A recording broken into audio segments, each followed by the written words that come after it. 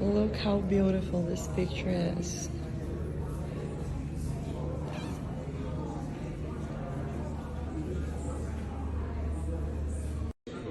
Aqui tá contando um pouco da história dele quando ele era governador da Califórnia, quando foi governador. E aqui ele fala sobre o corte de impostos, a redução do Estado, a redução do papel do governo e o quanto isso fez bem para os negócios na Califórnia. E essa era a visão política dele, econômica principal, né? Diminuição do Estado.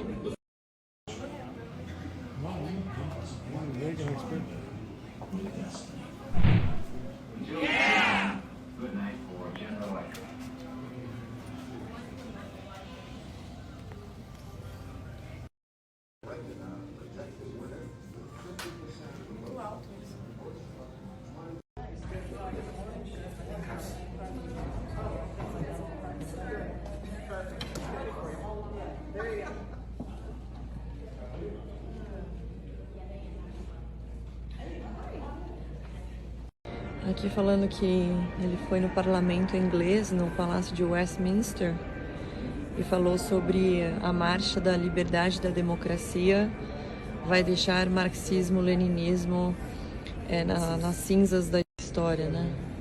Ele era um cara com uma visão muito grande, realmente, sobre os perigos do comunismo. Então, todo lugar que ele podia ir e avisar desses perigos e ajudar a reduzir a influência, na verdade, shutdown, né? Tirar a influência completamente do marxismo, do leninismo, ele fazia. Isso foi muito importante para a época. Aqui tem uma série de discursos que ele fez. Eu achei interessante esse de Granada, quando ele foi para lá, dizendo que numa sociedade livre as pessoas não têm medo, elas não vivem com medo, elas nunca se preocupam que criticar o governo vai levar alguém bater na porta tarde da noite ou ser preso por uma esquadra de algum capanga. Quando as pessoas são livres, os direitos de falar e de rezar estão protegidos pela lei.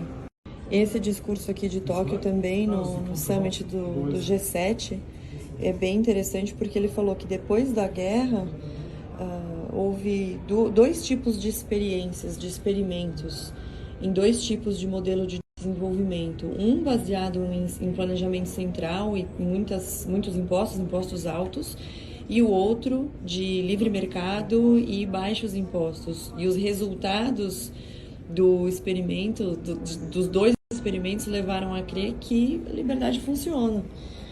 Então, muito interessante de notar os discursos dele e trazer isso para o nosso presente, para a nossa realidade atual. This is really great. Esse aqui é o avião que o Reagan viajava. É o original, não é uma réplica, não. É o próprio Air Force. Essa área do museu é toda dedicada à questão do comunismo na época e à luta do Reagan contra isso. E é interessante que aqui está escrito atrás da cortina de ferro. Cortina de ferro foi essa expressão foi cunhada primeiramente pelo Churchill num discurso depois que ele já não era mais Prime Minister.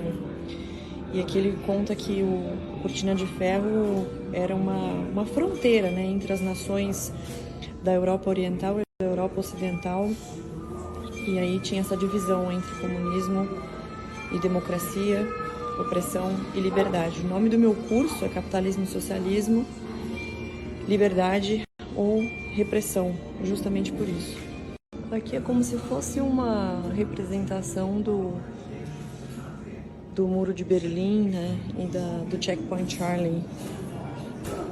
E aí eles fizeram uma reprodução do que seria o Muro de Berlim na época, inclusive com algumas peças aqui de roupa e também um pôster de propaganda soviética. Aqui um pôster falando sobre a juventude proletária. Se eu falo um pouco de russo, consigo ver aqui que tá falando prepare-se, juventude proletária. Meu básico de russo dá para alguma coisa.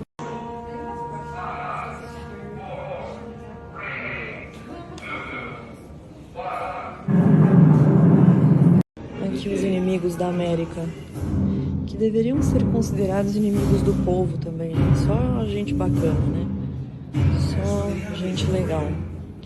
E cada um deles tem uma história particular, com visões particulares, mas que tem muitas semelhanças na maneira de conduzir as coisas politicamente, economicamente também. Não é coincidência que mesmo com as suas diferenças, eles se pareçam tanto.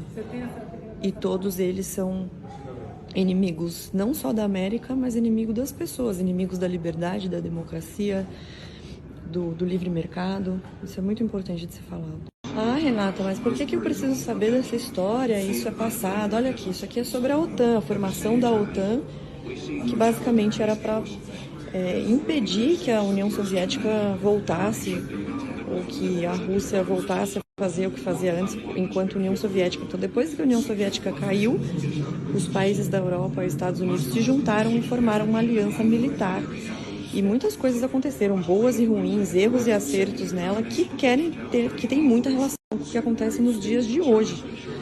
Então, tudo que foi feito no passado, muita coisa do passado se repete e muita coisa está aqui no passado, para a gente conseguir entender o que vai acontecer. Não sei se todo mundo sabe, mas hoje em dia acham que isso aqui é uma campanha feminista, né? We can do it, nós podemos fazer, nós conseguimos, mas não é. Começou na Segunda Guerra Mundial, em que as mulheres fizeram uma campanha, digamos, dizendo podem ir para a guerra que a gente segura o tranco. E isso foi cooptado pela esquerda com a ideia de feminismo e tal, mas isso foi cooptado. Na realidade, tudo começou por causa da Segunda Guerra Mundial. E é interessante porque a esquerda já cooptou várias coisas, inclusive o próprio termo liberal foi cooptado também. Bom, aqui na saída do museu tem um pedaço do muro original. Eu tenho um pedaço do muro, mas não desse tamanho, né? Eu tenho um pequenininho. Mas que isso aqui fique de lembrança de uma coisa terrível que aconteceu e que, infelizmente, em muitos lugares ainda continua a acontecer porque a gente ignora o passado. Se a gente olhar o passado e respeitar o passado, a gente consegue prevenir que isso aconteça no futuro.